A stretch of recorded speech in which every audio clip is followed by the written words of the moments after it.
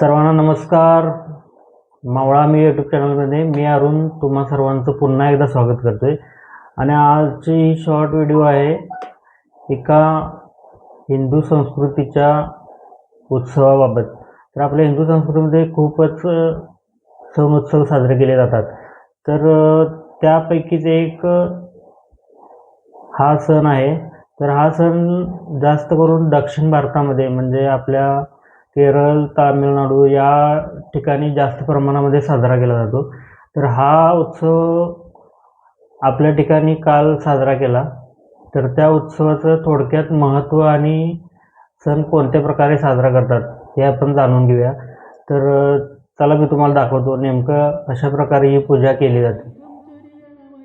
तर मित्रांनो, अय्यप्पा पूजा ही धार्मिकता, शक्ती आणि बुद्धी या गुणांच्यासाठी आदरणीय असलेल्या भगवान अय्यप्पांची पूजा करण्यासाठी ही पूजा केली जाते.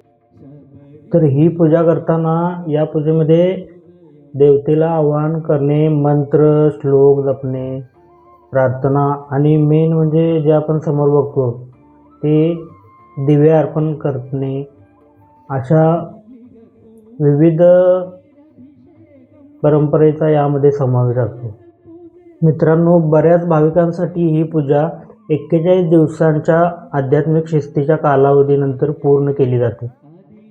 तर मित्रांनो, ही पूजा ज्या व्यक्ती करतात तर त्या व्यक्तींना या पूजेचा विशेष लाभ असा होतो की ही पूजा केल्यानंतर आत्मनियंत्रण आणि आत्मसन्मान विकसित करण्यासाठी आपल्याला शक्ती मिळते. त्याचबरोबर मन आणि शरीराने आत्मा शुद्ध करण्यासाठी या पूजेमुळे आपल्याला खूप मदत होते.